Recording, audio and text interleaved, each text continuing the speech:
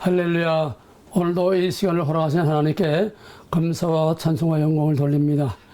오늘도 말씀으로 임재하시는 하나님을 만나고 체험하시기를 주 이름으로 간절히 부탁하고 축원합니다. 오늘 하나님의 말씀은 아가서 구약 아가서 2장 10절에서 17절까지입니다. 아가서 2장 10절에서 17절까지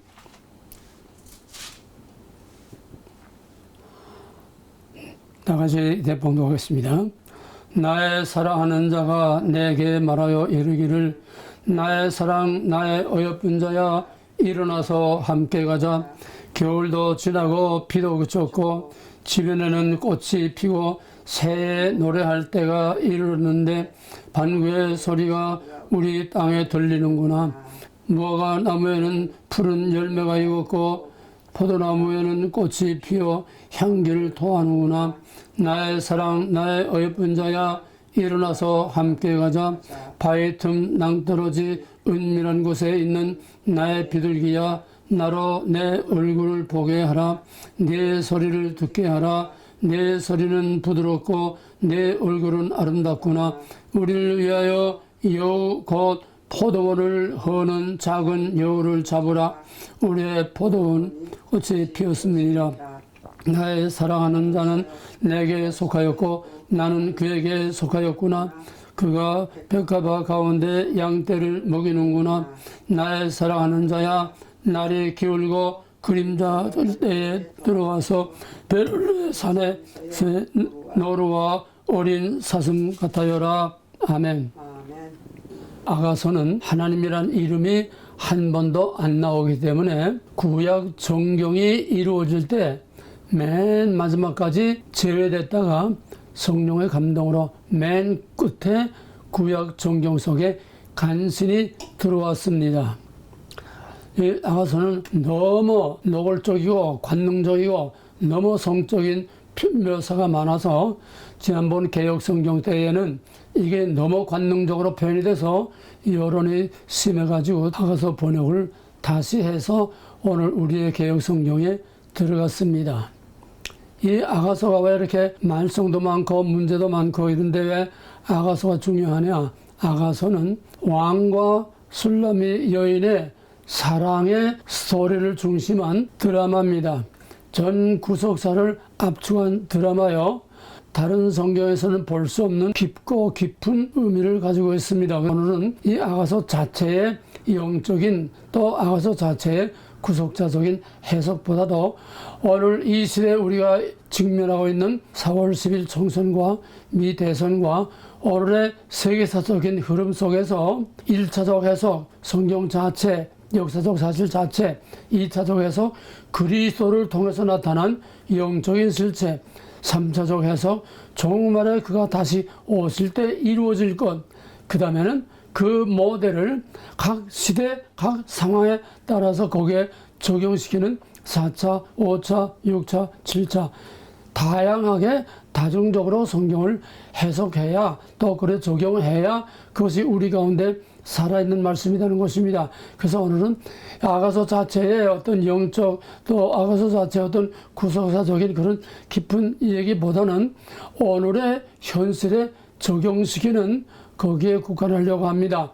그러나 잠깐 오늘 본문을 그냥 잠깐 중요한 낱말을 중심으로 해서 오늘 본문을 먼저 생각하면은 아가서는 사랑의 드라마로 압축된 전 구속사의 모델이다. 그럼 여기에 등장하는 게 뭐냐면 솔로몬과 슬람비 여인의 사랑입니다. 솔로몬과 슬람비 여인의 사랑, 정말 뜨거운 사랑의 고백이 여기에 나오는데 그 사랑이란 뭐냐? 솔로몬은 누구며 왕은 누구며 또 그 왕이 사랑하고 또 왕을 사랑하는 술람미 여인과 왕은 누구냐? 이거는 말할 것도 없이 2차적 해석으로서 장차 오실 예수 그리스도 메시아와 그의 신부된 또 우리 교회를 나타내는 겁니다. 성도와 주님의 그 성도를 주님과 그 성도, 주님과 그 교회를 나타내는 겁니다. 본질을 갖고 형태가 다릅니다. 그럼 여기에 사랑이란 뭐냐? 그렇게 뜨겁고 끈질긴 그 왕과 술람미 여인과의 그 사랑이라는 거, 서로 이어주는 끊을 수 없는 그 관계, 그건 뭐냐? 그거는 언약을 말합니다. 하나님과 그 백성의 언약의 그 사랑은 언약적인 사랑이고, 하나님이 그 백성을 택한 자체가 그 백성이 하나님을 알기도 전에 하나님께서 신명기 8장 8절에 보면은 그 민족을 사랑하기 때문에 내가 세계 모든 만민 중에서 열방 중에서 너희들을 택했다고 그랬습니다. 사랑하기 때문에 하나님은 사랑이십니다. 만물을 사랑하기 때문에 사랑하심으로 사랑으로 만물을 지으셨습니다. 사랑 빼내면 하나님과의 모든 관계가 하나도 이루어질 수 없습니다. 그래서 이 술람미 여인과 왕과의 뜨거운 사랑의 관계는 바로 하나님과 그의 백성에 대한 뜨거운 사랑을 말하는 것이고, 또 이 사랑이 우리 삶 속에서도 그대로 나타나야 됩니다. 우선 성경의 모델을 보면은 하나님이 아담을 사랑하심으로 아담을 지으셨습니다. 뭐 그 과정은 다 성경하겠어요. 그 다음에는 아담과 하와 여자를 창조하고서 아담이 이는 뼈 중에 뼈요 살 중에 살이라. 이거는 뜨거운 최초의 사랑의 고백입니다. 하나님이 아담을 사랑하신 것처럼 아담이 그 여인을 사랑했고, 아담과 그 여인이 사랑한 첫 번째 짝인 이 두 사람과의 흠도 티도 없는 순결한 그 사랑은 바로 예수 그리스도 하나님 아버지와 또 우리와의 그 사랑의 관계를 나타내는 겁니다. 또 이 사랑의 관계라고 하는 것은 하나님과 그 이스라엘 백성, 이스라엘 공동체와의 사랑입니다. 이것을 뛰어넘어서 내려오게 되면은 이것이 선지자들과 그 불쌍한 백성들에 대한 것, 또 교회를 나타냅니다. 그러면 사랑의 대상인 솔로몬은 누구냐? 오늘 본문에서 술람미 여인이 그렇게 사랑하는 그 사랑의 대상은 누구냐? 왕입니다. 그 왕은 곧 하나님입니다. 하나님을 사랑하라. 신명기의 키워드는 쉐마 이스라엘. 마음을 다하고 뜻을 다하고 힘을 다하고 목숨을 다하여 주 너의 하나님을 사랑하라. 이것이 율법의 핵심 중에 핵심이고 전 성경의 핵심입니다. 하나님이 세상을 사랑하사 이처럼 독생자를 주신 그 하나님의 사랑이나, 또 요한일서에서 말하는 하나님은 사랑이시라. 하나님의 사랑하심으로 아들을 통해서 우리를 구원했다. 그러므로 너희도 마땅히 하나님을 사랑하고 너희도 마땅히 형제를 사랑하는 것이 마땅하다. must 해야 된다는 겁니다. 성경에서 사랑 하나 빼놓으면 아무것도 남는 것이 없습니다. 즉 사랑이라는 게 뭐냐? 관계입니다. 사랑을 빼면은 관계가 아무것도 없어지게 되는 것입니다.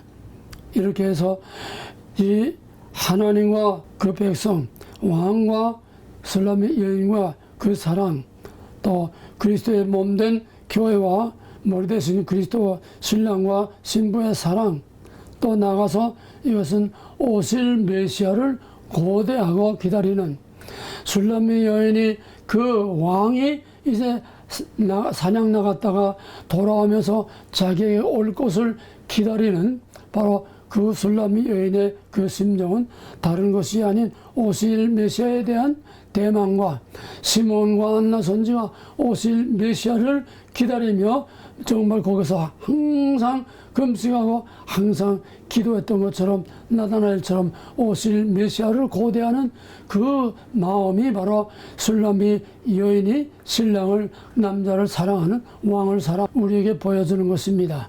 우리는 이 정도로 술람미 여인같이 이 정도로 우리는 다시 오실 메시아를 사랑하고 기다리고 다소 전에와 같이 모든 것을 준비하고 기다려야 됩니다.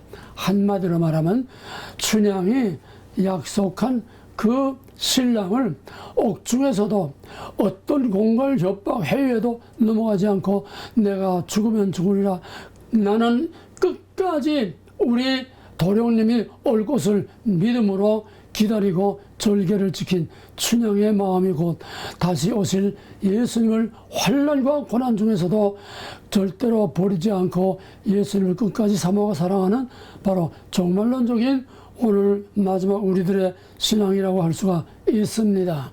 오늘 본문에서 특별히 중심이 되는 포도원을 허는 작은 여우를 잡으라. 자, 이 포도원은 뭘까요? 포도원은 말할 것도 없이 최초의 포도원은 바로 에덴 동산입니다. 이 포도원이라는 건 하나님이 임재에 계시는 하나님의 왕국이요, 하나님이 임재에 계시는 교회요, 하나님이 임재에 계시는 너의 몸은 성령에 거하는 전인 줄 알지 못하느냐? 우리 안에 성령과 하나님이 임재에 계시는 거룩한 그 성도들의 마음, 그 영적인 그 상황, 이것이 다 포도원입니다. 그래서 우리 포도원은 압축하면 우리 가정도 되고 교회도 되고 또 우리의 마음도 되고 우리의 생각도 되고 우리의 물리적으로는 우리의 육체도 됩니다. 우리의 육체는 포도원과 같습니다. 물리적인 형태로 보면은 왜? 우리 안에 하나님이 임재해 계시기 때문에 하나님의 성전이라고까지 그렇게 말을 했습니다. 그래서 선자들이 그 멸망해가는 그 민족과 그 나라를 위해서 목숨을 다해서 이스라엘아 이스라엘아 돌아오라 외친 그 뜨거운 사랑, 꽃 같은 그 신랑을 사랑하는, 그 왕을 사랑하는, 그 나라와 민족을 사랑하는, 그 교회를 사랑하는 바로 술람미 여인의 사랑이 아니라고 할 수가 없습니다. 우리나라가 망했을 때는 직접적인 표현을 할 수가 없어서 시인들이 우리나라를 님이라고 그랬습니다. 님. 특별히 김서울시에서 더 그렇지요. 김서울시에서 님이라고 하는 것은 잃어버린 조국을 말하는 겁니다.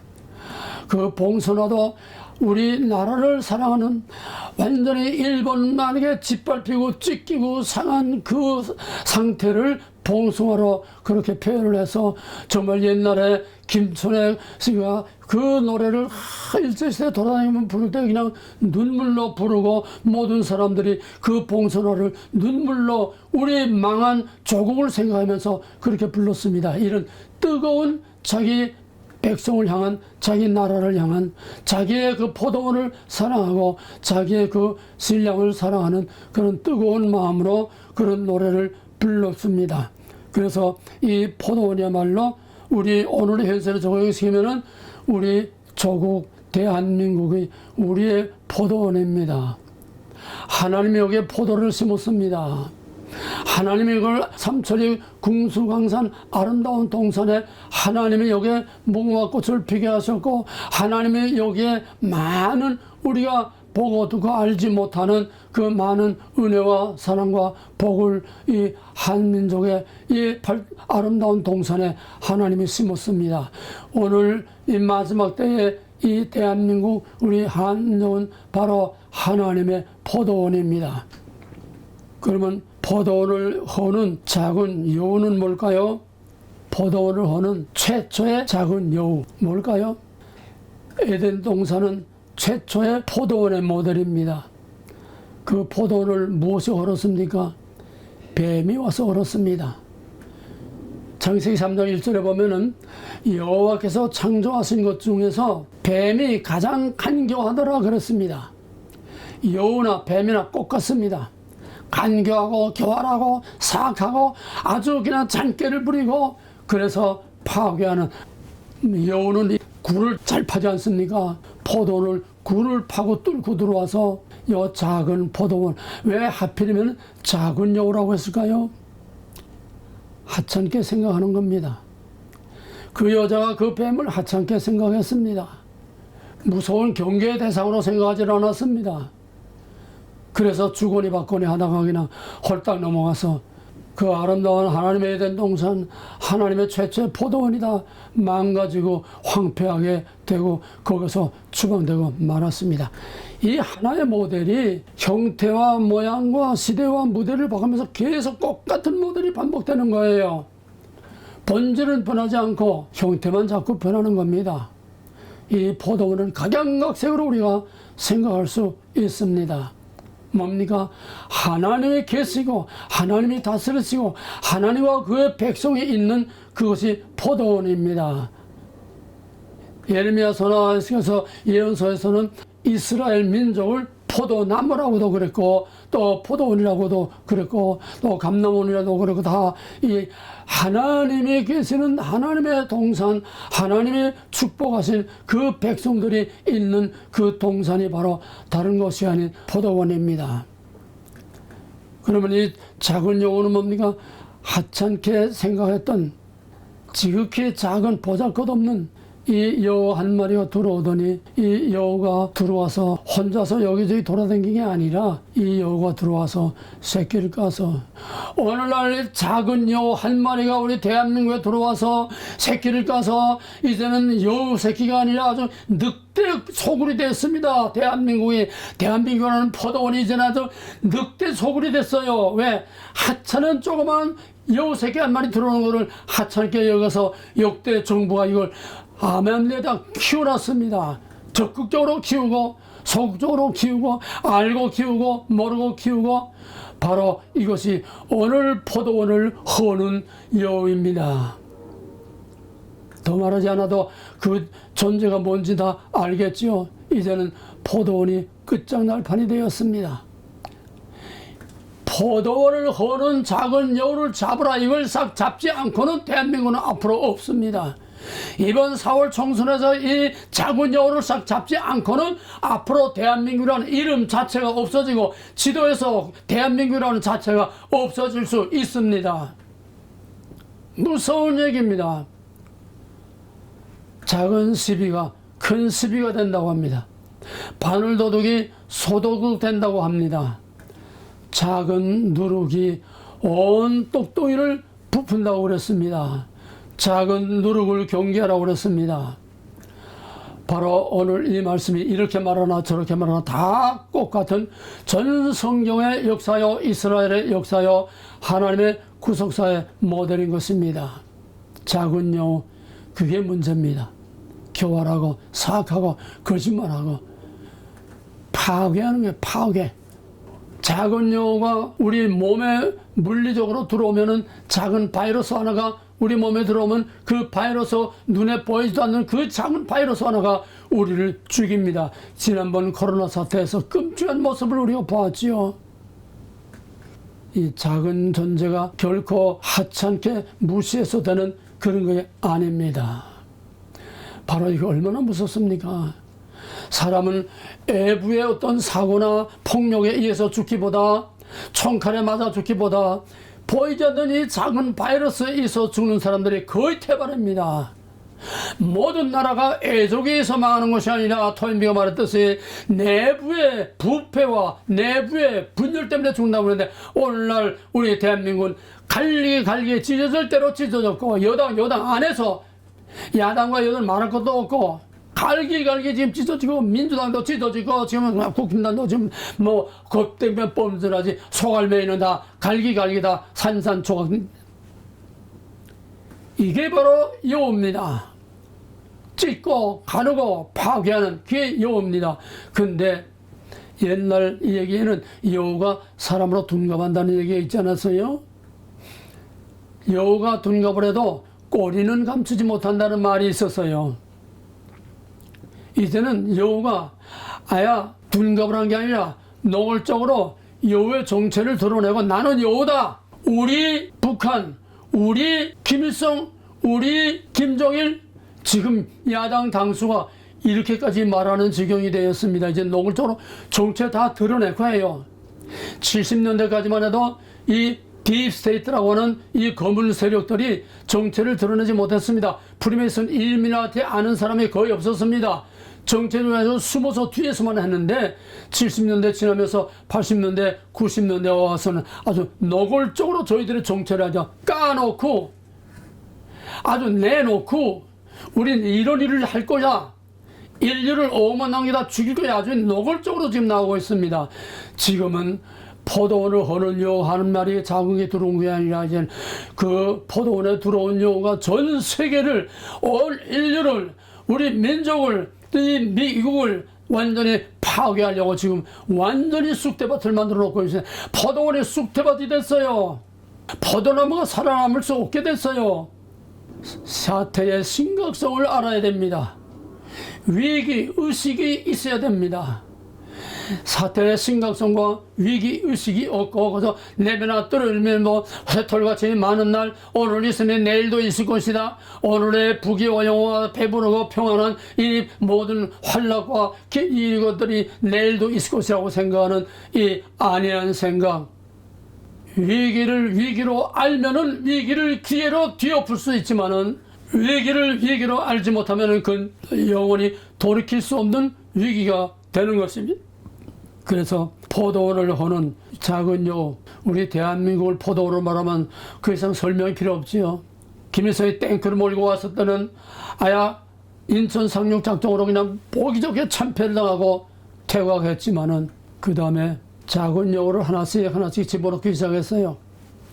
보이지 않는 사상전, 심리전, 이념, 이것이 하나 둘 들어오기 시작하더니, 그 다음엔 대학의 학생운동으로 모든 데모를 그냥 하나, 그 다음엔 노동계로 들어가고, 그 다음엔 농민들, 그 다음엔 뭐 시민단체들 만들어가지고 지금 아주 대한민국을 완전히 이 여우떼들이 지금 전부 대한민국을 뒤흔들어 놓고 있지 않습니까? 민노총이 뭡니까? 여우떼입니다.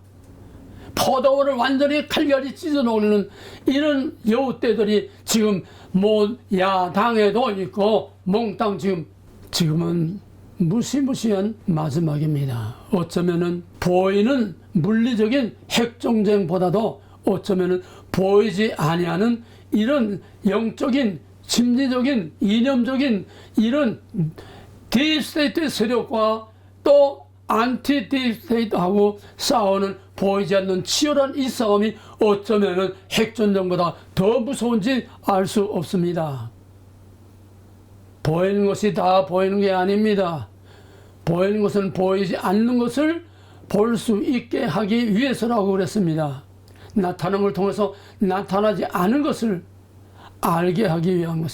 이게 자연계시라고 그러고, 이게 히브리서 11장 3절에서 하나님의 천지를 창조하면 우리가 알 수 없지만은 하나님의 창조하신 이 만물을 봄으로써 우리가 이 보이는 걸 통해서 이것을 창조하신 하나님의 계심을 우리가 안다고 이렇게 말을 했습니다. 이미 우리는 알 거 모를 거 할 거 없어요. 다 드러났습니다. 드러나지 않은 게 없습니다. 이제 볼 수 없는 사상과 인원도 아주 노골적으로 다 표면에 드러났어요. 이제 뭐 이것저것 보이는 거 안 보이는 거 할 거 없어요. 이제 마지막 끝판입니다. 끝판, 이제는 목숨을 걸고 이제는 네가 사냐 내가 사냐, 네가 이기냐 내가 이기냐, 수단과 방법을 가리지 않고 지금 선거관리위원회라는 것이 노골적으로 늑대의 탈을 벗어버리고 이제 노골적으로 늑대짓을 하겠다고 선포하지 않았습니까? 최근에 와서 우리 한동훈이가 사전투표 또 이 날인 하라니까 선관위에서 우린 개인 날인 못해 다 한 번에 인쇄하고 말 거야. 아주 노골적으로 지금 아주 반대 들고 나와요. 노골적으로 우리대로 할 거야. 뭐로 당합니까? 그 투표를 누가 무엇으로 당합니까? 선거관리위원회가 노골적으로 그냥 부정선거를 하겠다고 나오는데 누가 이거를 막습니까? 포도원을 허는 작은 여우, 그게 바로 문제입니다. 이거 이제 구속사의 원리를 약간 냄새만 피고 이제는 우리의 현실로 적용을 해보겠습니다. 한국의 총선과 미국의 대선은 둘이 아닙니다. 하나입니다. 성격과 본질과 모델이 꼭 같습니다. 검은 세력과 흰 세력, 선과 악, 자유와 억압, 진실과 거짓, 사느자는 길과 죽이자는 것, 본질은 똑같습니다. 나타난 형태도 똑같아요. 나라와 땅만 다르지 똑같은 최초의 에덴에 침투한 그 작은 여우의 DNA가 온 세계에 지금 퍼져 있기 때문에 그 본질과 원리는 똑같습니다. 어리석은 여자와 같은 이 인간들, 어리석은 여자와 같은 오늘의 국민들, 미국이나 한국이나 동서남북도 모르고 여기에 휩쓸려 끼우뚱끼우뚱 좌왕우왕하는 일 썰렸다 저러 썰렸다 바람 부는 대로 여론 따라서 그때그때 분위기 따라서 기분 따라서 왔다 갔다 하는 이 썩어 빠진 쓸개 없는 인간들이 이게 문제입니다. 그러면 우리 대한민국을 아름다운 금수강산을 포도원이라고 하면은 그 포도원을 허는 여우는 누굽니까? 누가 그 포도원을 허는 여우를 잡아야 됩니까? 이 싸움이 지금 포도원에서 벌어지고 있습니다.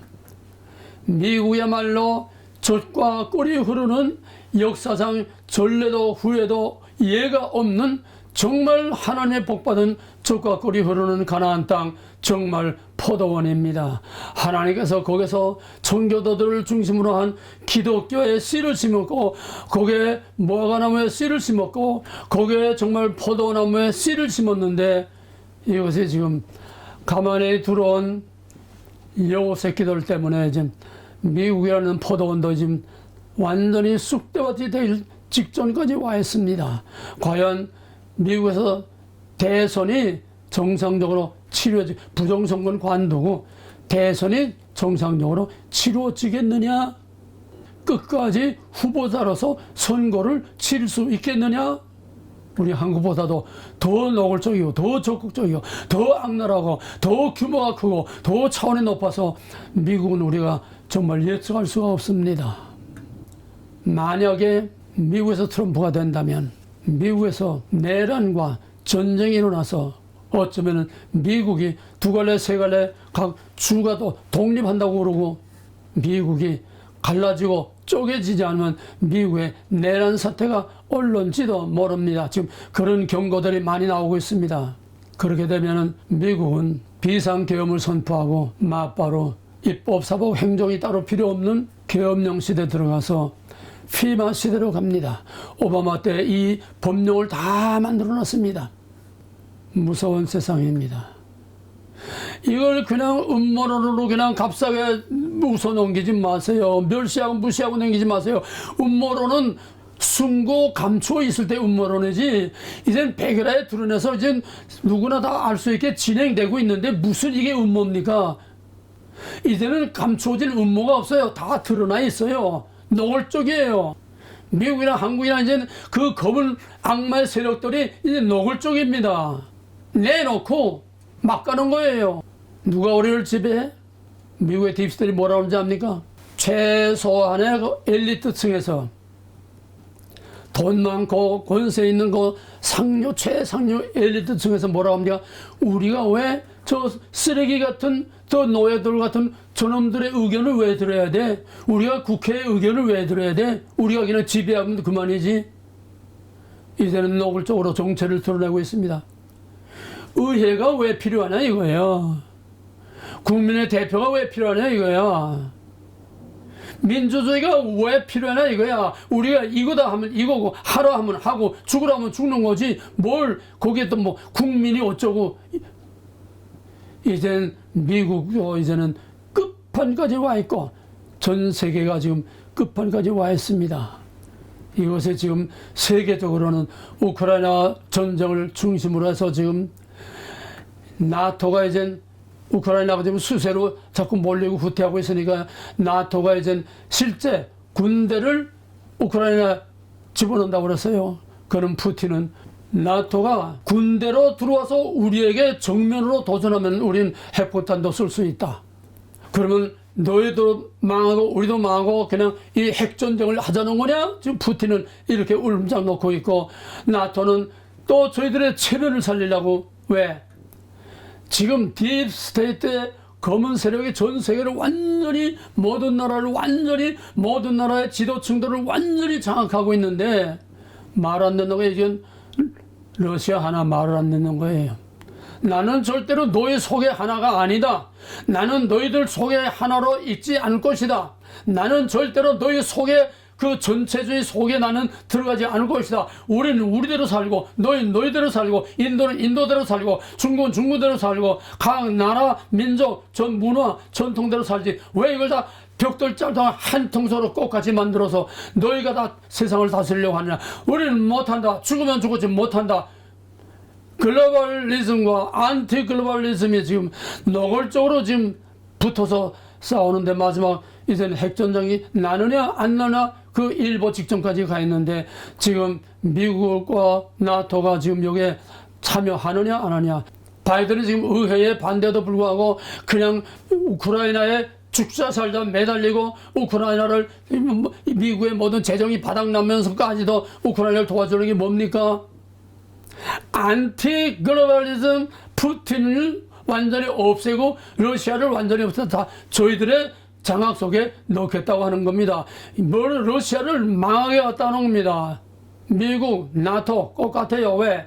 나머지 나라는 전부 다 저희들이 다 마음대로 장악하니까. 크나 작으나 본질과 원리는 똑같습니다. 지구라고 하는 아름다운 포도원, 정말 하나님이 지으신 아름다운 이 포도원, 이거를 지금 늑대 떼거리들이, 하이나 떼거리들이 지금 완전히 다 갈게 찢어놓고 진리기고 짓밟히고 저희들 독재 체제 동물농장을 만들려고 하는 것입니다. 마지막 저항하는 것이 바로 러시아입니다. 까놓고 얘기하면 우리는 어느 편에 서야 됩니까? 러시아 편에 서야 되는 거 아닙니까? 흑이나 백이나 한다면 까놓고 얘기하면 저 미국 놈들 믿을 수 있어요? 못 믿어요. 해구산 어림없는 소리예요. 전부 다 거짓말. 왜? 딥스테이트 어둠의 세력, 간사하고 교활한 여우의 세력, 바로 이 뱀의 세력은 처음부터 태초로부터 거짓말쟁이요, 태초로부터 살인자라고 예수님이 딱 찍어놨어요. 그런데 무슨 가문일술로 하던 간에 이건 다 인류를 멸망시키고 하나님의 창조 질서를 완전히 파괴시키고 하나님 몰아내고 저희들이 하나님 되겠다고 하는 겁니다. 이게 지금 미국이에요. 여기에 푸틴이 마지막 저항하듯이 지금 트럼프가 마지막 저항을 하는 겁니다. 우리는 본래 청교도 신앙으로 와서 미국을 세웠던 건국의 아버지들의 그 찬란하고 영광스러운 그 위대한 아메리카를 다시 회복하겠다는 게 바로 이걸 절대로 용납할 수 없다는 것이 힐러리 오바마 각양각색의 모든 딥스테이 검은 세력들입니다. 이게 지금 지구로 확대되면은 전 지구와 러시아, 이거는 따웩과 블레셋 30만 대군과 골리앗과의 싸움입니다. 종말의 한 모습입니다. 이걸 좀 더 압축해서 다른 시각으로 보게 되면 푸틴은 마지막까지 하나님의 지으신 창조의 질서를 그대로 지키고 살겠다고 하는, 마지막까지 그 절개를 버리지 않고 그 믿음을 버리지 않고 그 순결을 버리지 않는 사조천에와 같이 목숨을 걸고 환난과 고난 속에 뛰어드는 충성스러운 마지막 남은 자라고까지 우리가 볼 수 있으니 예를 드는 겁니다. 나머지는 뭡니까? 다 쓰레기로 영원히 꺼지지 않는 불못에 들어가는 거지요. 왜? 저놈들은 하나에서 백까지 처음부터 끝까지 앞으로나 뒤로나 몽땅 거짓말쟁이요, 살인자요, 결국은 인류를 멸망시키고 인간을 완전히 파멸시키는 것이 바로 여우요, 뱀이요, 바로 이것이 딥스테이트라고 하는 검은 그림자입니다. 요즘은 다보스 포럼에 그 수합이라고 하는 것이 바로 이 독사의 대가리처럼 지금 전 세계를 다 뒤엎어서 개판을 하려고 하는 여우의 아주 왕여우입니다. 세상을 똑바로 볼 수 있어야 되고, 이걸 똑바로 알아야 되고, 이걸 알고 만반의 준비를 죽으면 죽으리라 순교의 신앙으로 이걸 알고 대비하고 우리는 마지막 최후의 순간까지 이 검은 세력들, 이 여우와 늑대와 하이에나의 세력들을 대적해서 싸워서 이것을 진멸해야 됩니다. 누가 합니까? 아무도 할 수가 없어요. 그럼에도 불구하고 우리는 싸워야 됩니다. 그래서 미국은 미국대로, 한국은 한국대로, 미국의 대선 후에 엄청난 반란과 내전, 분리독립, 한국은 총선 전후 북한과 간첩과 남한의 폭동, 이스라엘의 하마스가 쳐들어온 것처럼 북한의 비대칭 전술로 어떤 끔찍스러운 혼란이 이스라엘이 어처구니없이 당한 것처럼 남한을 그렇게 쑥대밭으로 만들는지 모릅니다. 이건 정규전이 아니기 때문에 얼마든지 가능합니다. 남한의 간첩 조직이 지금 통반장까지 다 돼 있잖아요. 전국을 제2의 광주 사태로 만들고 땅굴에서 올라오고 바다로 하늘로 특수부대 10만, 20만, 30만이 밀려 들어오면은 남한에서 당할 자가 뭐 있습니까? 남한에 비행기가 소용이 있습니까? 대포가 소용이 있습니까? 미사일 소용이 있습니까? 남한에 탱크가 소용이 있습니까? 국군 복장으로 하고 전북 광주 폭동같이 그렇게 난리치면은 그러면 북한에서는 하마스가 들어오듯이 그냥 벨그라이드 타고 들어오고 땅굴로 솟아오르고 하늘과 땅과 모든 특수부대로 밀고 들어오고 그 다음에는 무인지역을 만들어 놓고는 탱크를 물고 들어옵니다. 삽시간입니다. 3일이면 끝장나요. 사흘이면 끝납니다. 미국의 지원부대 올 수가 없어요. 미국은 B-52가 와도 폭격을 못해요. 왜? 다 섞여 있는데 누굴 죽으라고 따로 폭격을 합니까? 피아가 구별이 안 되는데, 적과 아군이 구별이 안 되는데, 남한 땅에 몽땅 그냥 뒤죽박죽 다 섞여 있는데 북한을 때리면 뭐합니까? 남한이 다 적화되고 나서 북한 때려봐야 소용없어요. 지금 한국의 총선과 미국의 총선은 둘이 아니라 하나입니다.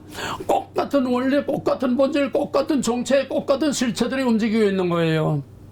미국이라는 포도원, 한국이라는 포도원, 이 세계라는 포도원, 형태만 달랐지 본질은, 원리는 똑같습니다. 포도원을 허는 차군요. 이제는 대한민국 청와대까지 입법, 사법, 행정, 언론, 시민단체 모든 대한민국의 정부, 비정부 모든 조직을 작은 여우들이 다 장악하고 있습니다. 지난 5년 동안에 별의별 악법을 다 만들어가지고 대통령도 검찰도 한동훈도 아무것도 할 수가 없어요. 다 묶어 있어서. 법으로 묶여 있어서 아무것도 할 수 없어요. 혁명은 혁명으로 해야 되는데 우리가 악한 방법을 쓸 수는 없습니다. 그렇다고 당하고만 있을까요? 내 원수가 집안 식구니라. 이제부터 중요합니다. 정신 바짝 차리세요. 내 지구와 집안 원수니라. 포도를 허는 작은 여우를 잡으라. 꼭 같은 말입니다. 박근혜 정부가 왜 망했습니까? 국힘당 안에 배신자들 때문에 망했습니다. 그 당시에 민주당만 가지고는 절대로 탄핵을 못합니다. 배신자 김문성과 유승민을 비롯한 그때 새누리당의 40명이 박근혜 탄핵에 가표를 던지고 포도원을 완전히 갈기갈기 찢어놓고 늑대 떼들이 포도원을 장악했습니다. 여당이나 야당이나 바로 이것이 문제입니다. 특별히 선거를 앞두고 지금 임박한 선거에 후보를 공천하는 이 공천 과정을 보면은 완전히 정체가 드러나고 있어요. 이재명의 공천의 기준은 뭐냐 하면은 자기 말 듣는 사람. 자기 말이라는 건 뭐냐 하면은 대한민국을 뒤엎고 남북 통일하시는 통진당 이재명이는 해체된 통진당을 재건해서 통진당 멤버로 완전히 골수 빨개이들로 자기 말에 꼬박꼬박 순종하는 골수 빨개이들로 국회에 침투해서 골수 빨개이들로 대한민국을 뒤엎어서 남북 적화 통일을 하겠다는 게 이게 이재명의 공천의 기준이요. 이게 이재명으로 인해서 지금 민주당이 쑥대밭을 대고 있어요. 지금. 이제는 노골적으로 죽으면 죽으리라. 나는 통진당을 재건해서 이석기를 비롯한 아주 골수 간첩 빨개이들 아주 알짜들만 모아가지고 이제는 국회를 장악하고 이제는 알짜들만 가지고 지금 남북 조카 통일을 할 거다. 이제는 대놓고 사느냐 죽느냐. 왜? 아니면은 이재명이 자기가 죽으니까 자기 살기 위해서는 완전히 빨개 정당을 만들어서 대한민국이라는 포도를 걸어버려야 제가 사니까 지금 생사를 걸고 지금 좁게는 자기 방어, 크게는 대한민국을 완전히 다 파괴해서 공산당으로 만드는 겁니다. 그럼 지금 국힘당은 어떻습니까? 국힘당의 공천을 가만 보면은요, 소위 기득권자들, 3선, 4선자들 다 몰아내고, 그건 좋아요. 썩어 빠진 것들 몰아내는 건 얼마든지 좋아요. 문제는 뭐냐면 후보 공천하는 사람들과 거기에 영입해 들어오는 사람들이 누구냐 하면은 민주당에서 탈당한 사람들. 그 사람 민주당 탈당해서 국힘당에 들어왔다고 빨간 색깔이 없어지고 파란 색깔이 됩니까? 한동훈이는 무조건 이겨놓고 보자는 거예요. 그 뒤에는 그때 가서 생각하고, 지금은 국힘당이 이겨놓고 보자는 거예요. 지금은 국힘당이 국회를 장악하고 보자는 거예요. 그건 좋아요. 그런데 문제는 그 다음에 문제예요. 그 다음에 추천하는 사람, 또 제거하는 사람들 가면 부정선거를 말하는 사람들은 다 잘라버렸어요. 민경우를 비롯한 부정선거를 말하는 사람 다 잘라버리고, 저희들은 부정선거에 대해서 입 딱 다물고, 요즘 마지막에 이제 선거 때문에 할 수 없으니까 이제 체면상 이제 부정선거 조금 얘기하지만은 그 진심이 아니에요. 목숨 걸고 싸우려는 게 아니에요. 표 얻기 위해서 아름다운 거짓말을 하는 겁니다.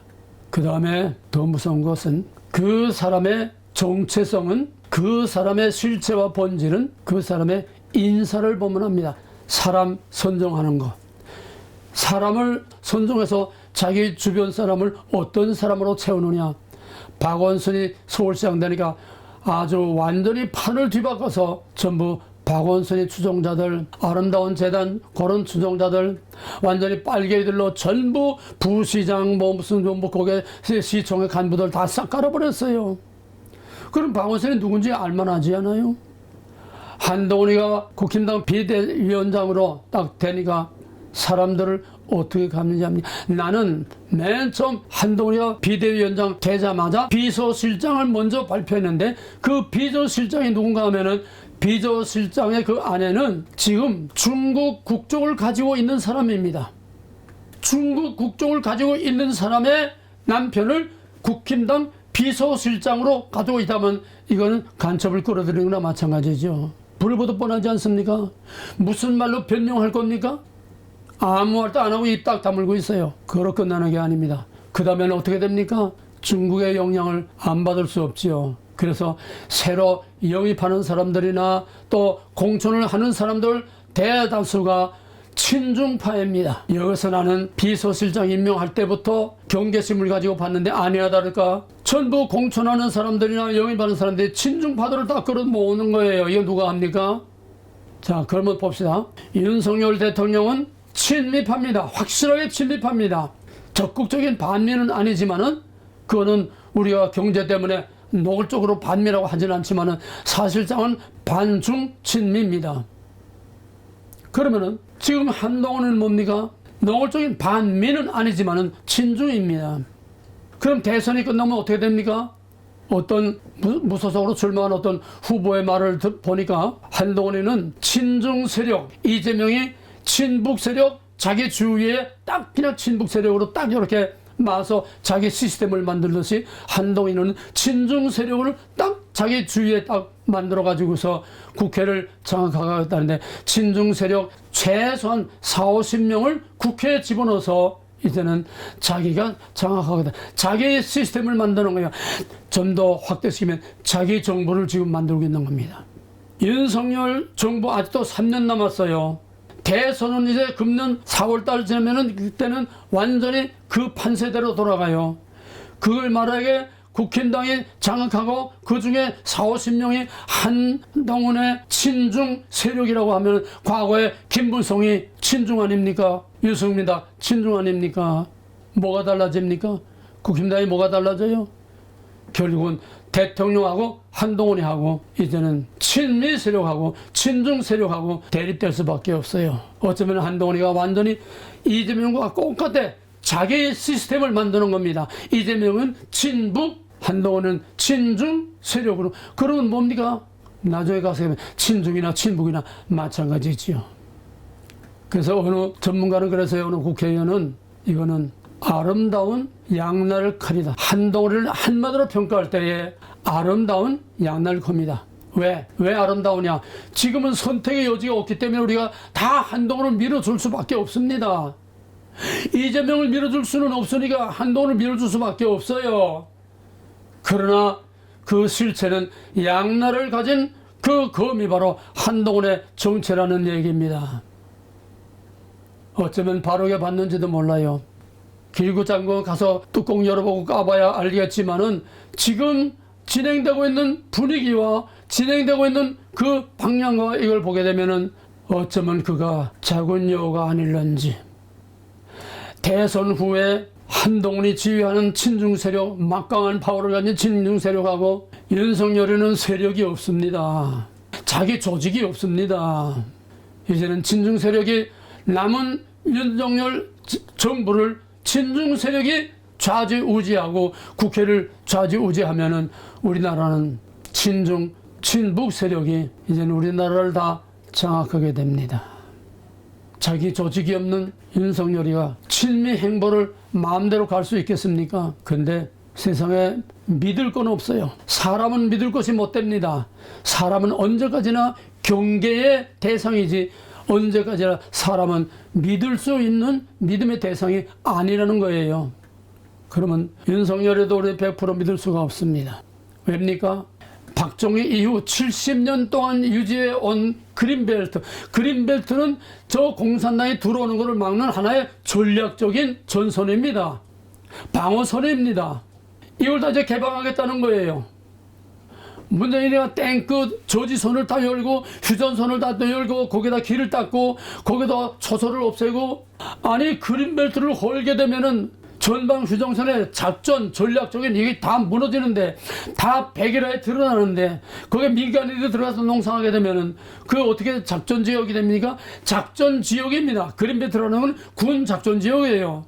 군 작전 지역을 풀겠다는 거예요. 어떻게 하자는 얘기입니까? 좀 심하게 말하면 이놈이나 그놈이나 껍데기만 다르고 뒤벗은 껍데기만 달랐지, 소갈머리는 친중 세력이나 윤석열을 친미라고 하면서 방어선을 다 무너뜨리고 그린벨트를 허는 거나, 정말 4월 10일 총선이 누가 이기느냐 지느냐 이제는 그거 문제가 아닌 것 같아요. 누가 이겨도 결국은 가는 길은 대한민국의 친중 친북 세력으로 대한민국이라는 포도원은 이제 완전히 다 망가지고 끝장이 나는 거 아닌가, 잠이 오지 않습니다.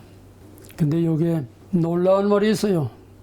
오늘 본문이 아가서 2장 11절을 보게 되면 겨울도 지나고 비도 그쳤고 지면에는 꽃이 피고 새에 노래할 때가 이르는데 반구의 소리가 우리 땅에 울리는구나. 무화과나무에는 푸른 열매가 익었고 포도나무에는 꽃이 피어 향기를 내는구나. 나의 사랑 나의 어여쁜 자야 일어나서 함께 가자. 참 동문서답 같은, 꿈만 같은, 망상 같은 얘기입니다. 여우들이 포도원을 쑥대밭으로 만들어놨는데 겨울도 지나고 비도 그치고 어두운 때는 지나가고 밝은 희망의 태양이 떠오른다는 거예요. 이 포도원에 꽃이 피었다는 거예요. 이 포도원에 아름다운 열매가 맺는다는 겁니다. 이사야 60장 내가 자꾸 인용하지만은 일어나라 빛을 발하라 2절에서 캄캄함이 만민을 가리우고 어둠이 땅을 덮을 것이며 캄캄함이 만민을 가리우려니와 그럼에도 불구하고 여호와의 영광이 나타나리라. 역설적 진리. 밤과 어둠이 깊을 때에 한 경점에 달 때에 돌변 판을 뒤엎어서 빛이 있으라. 판을 뒤엎는 하나님의 역사. 겨울도 지나고 우기도 지나고 이제는 화창한 봄날이 오고 포도나무에 꽃이 피고 열매를 맺게 된다. 뭡니까? 오늘의 현실은 암담하지만은 어둠이 만민을 캄캄함이 온 땅을 가리고 있지만은 그럼에도 불구하고 여호와의 영광의 빛이 여기에 나타날 것이라고 하는 이사야의 예언과 오늘 아가서의 이 말이나 결국 다 대동소이한 종말론적인 하나님의 구원, 묵시문학적인 막판의 끝판에 판을 뒤엎으시는 하나님의 역사를 말하는 것이 아닌가, 우리가 이것을 다시 한번 묵상할 수 있길 바랍니다. 왜입니까? 지금 한국이라는 포도원, 세계라는 포도원은, 미국이라는 포도원은 다 지금 쑥대밭으로 망가지고 지금 러시아와 나토와 유럽과 미국이 지금 정면 충돌을 해서 핵전쟁이 일어나느냐 마느냐 지금 캄캄하고 시커먼 먹구름이 지금 덮여지고 있는데 그럼에도 불구하고 꽃이 핀다는 거예요. 겨울도 지나고 꽃이 피고 새해 노래할 때가 됐다. 우리 포도원에 꽃이 피었습니다. 예언서는 이중구조로 되어 있습니다. 처음에 암담한 심판이 선언됩니다. 그로 끝나는 것이 아니라 그럼에도 불구하고 영광스러운 새 아침이 올 것이다. 저녁이 되며 아침이 되니 어둠에서 빛으로, 사망에서 생명으로, 고난에서 영광으로 하나님의 구속사의 묵시문학적인 이 종말론적 구원, 초월적 급전이와 판을 뒤엎는, 이거는 인간이 할 수 없는 하나님만이 할 수 있는 겁니다. 예수님의 십자가와 그 죽음의 어둠의 무덤이 일순간에 환한 광채 속에 부활의 영광으로 나타난 건 똑같은 본질입니다. 저녁에서 아침 우리는 마지막 여기에 희망을 걸고 마지막 여기에 기다 걸고 종말론적인 하나님의 구원, 종말론적인 우리 예수 그리스도의 재림, 종말론적인 묵시문학적인 이런 초월적 급전이로 하나님께서 그럼에도 불구하고 하나님에게는 인간의 사정이 아무 관계가 없습니다. 관심도 없습니다. 하나님은 하고자 하는 일을 하실 뿐입니다. 하나님이 원하시면은 하나님이 원하는 대로 하십니다. 하나님이 원하는 대로 됩니다. 얼마든지 하고도 남을 수 있습니다. 이게 마지막 우리가 갖는 종말론적인 신앙이요, 이것이 지금 포도원을 거는 대한민국과 미국에 거는 마지막 희망이요, 이것이 온 지구가 지금 완전히 피마시대로 완전히 동물론상으로 완전히 암흑의 세계로 가지만은 그럼에도 불구하고 포도원에 꽃이 피는 하나님의 마지막 구원, 종말론적인 구원, 영광스러운 여호와 하나님, 영광스러운 우리 주 예수 그리스도 다시 오시는 우리 신랑 예수가 다시 오시는 그 신랑을 삼하는 술람민 여인의 정말 목에 침이 마르듯이 이 뜨거운 사랑이 바로 우리들의 믿음과 우리들의 사랑이 되지 주의 이름으로 축원합니다. 포도원에 꽃이 피었다. 이거는 역설적인 암흑에서 빛, 역설적인 하나님의 약속이요. 지금 세계가 경제가 말이 아니고 지금 뭐 전쟁의 위험과 모든 세계가 지금 말이 아닙니다. 2024년에는 전 세계 70여 개국의 선거가 있어요. 정말 지구가 뒤엎어지느냐 마느냐는 엄청난 1912년에는 33개의 34개국 지도자가 바뀌었습니다. 시진핑을 비롯해서 박근혜를 비롯해서 이 금년에는 전 세계 크고 작은 모든 나라들에서 70여 개의 선거가 있고 70여 개의 지도자들이 다 판이 바뀌는 해입니다. 한국과 미국은 그 중에 대표적인 샘플일 뿐입니다. 이제 저놈들이 마지막 발악을 하고 있지만은 하나님께서 포도원에 꽃이 피었다. 지금 포도원에 꽃이 피는 게 어디입니까? 대한민국입니다. 대한민국이라는 포도원은 안에는 다 썩어서도 지금 전 세계에 대한민국이라는 꽃이 그냥 피어오르고 있어요. 대한민국이라는 꽃의 향기가 전 세계로 막 퍼져나가고 있어요. 상상을 못합니다. 전 세계가 코리아 없으면 못 산다고 지금 난립니다. 이제는 나토까지도 이제는 코리아를 끼지 않고는 우리가 전쟁도 할 수 없고 코리아를 끼지 않으면 안 된다. 미국도 코리아 이제는 콧대 높은 그 자존심들 다 꺾고 이제는 전 세계 강한 자나 약한 자나 이제는 전부 다 코리아 지금 코리아의 꽃이 지금 피고 있습니다. 코리아의 꽃이 막 세계 이 포도원의 세계에 지금 만발하고 있습니다. 썩어 빠진 대한민국 안에서도 코리아의 꽃이 피고 있습니다. 할렐루야. 마지막 여기에 우리의 희망을 걸고 하나님의 옆에 엎드려 간절히 기도하고, 만약에 윤석열 정부가 정말 우리가 원하는 대로 힘을 얻고 국회에 힘을 얻고 한동훈과 윤석열 친미 세력과 친중 세력이 서로 대립되고 충돌되지 않고 일사불란하게 가기만 한다면은 오늘 대한민국의 여우들을 우리 윤석열이 다 잡아들일 수가 있습니다. 아니면은 내란과 전쟁 상태가 되면 계엄령을 선포해서 싹 다 잡아들일 수가 있습니다. 푸틴이 장악하고 내란이 일어나면 푸틴이 계엄령 선포하고 이 검은 세력들을 다 잡아 죽일 겁니다. 푸틴은 반드시 원수를 갖겠다고 지금 이를 갈고 있습니다. 이 세상이 엄청난 소용돌이 속에서 지금 어떻게 돌아갈 것이냐, 정말 간이 콩할 만하게 지금 어마어마한 위기 앞에 있습니다. 마지막 남은 희망은 우리 신랑 대신 예수님이 그 포도원에 꽃이 피고 마지막 15절에 보면 우리를 위하여 여우 곧 포도원을 호는 여우를 잡으라. 우리 포도원에 꽃이 피었습니다. 나의 사랑하는 자는 내게 속하였고 나는 그에게 속하여 그가 백합화 가운데 양떼를 먹이는구나. 나의 사랑하는 자야, 날이 기울고 그림자가 갈 때에 들어와서 베들레 산에서 너로와 사슴 같아여라. 환난과 고난과 어둠이 지나가고 꽃이 필 때에 날이 기울고 오더는 종말의 하나님의 품에, 신랑 대신 예수님의 품에 들어오라는 겁니다. 마지막 고난 후에 영광, 하나님의 품에 들어오라는 겁니다. 아가서는 창세기고 아가서는 계시록이고 아가서는 예언서고 아가서는 열왕기서요 아가서는 전 성경의 구속사의 압축이요 아가서 안에 깊고 깊은 전 성경의 하나님의 경륜과 이 여우들의 세력을 여기서 분명히 꿰뚫어 볼 수 있기를 주님을 간절히 축원하고 오늘 이 아가서를 묵상하면서 마지막 포도원의 꽃이 피기를 기다리는 소망의 믿음으로 하나님 앞에 간절히 엎드려 기도할 수 있기를 바랍니다.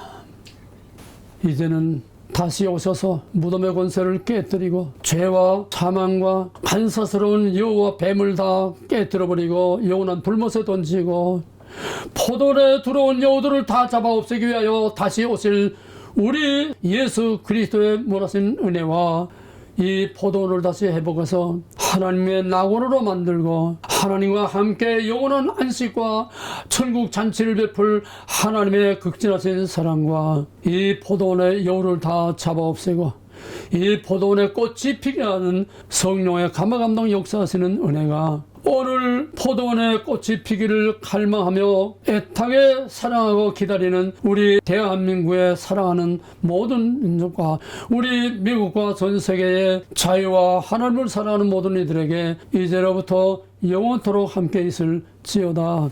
아멘.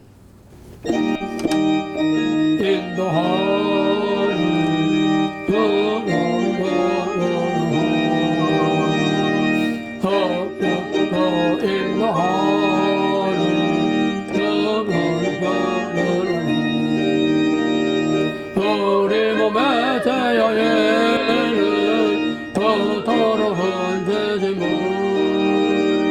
한없이 어서 놓고 봅시다 구원으로 인도하는 그 정권 들어가 영생으로 인도하는 그 생명길 갑시다. 이 세상에 많은 사람 큰 문으로 들어가 넓은 길로 갈지라도 멸망도 끝나니 해성된 북이여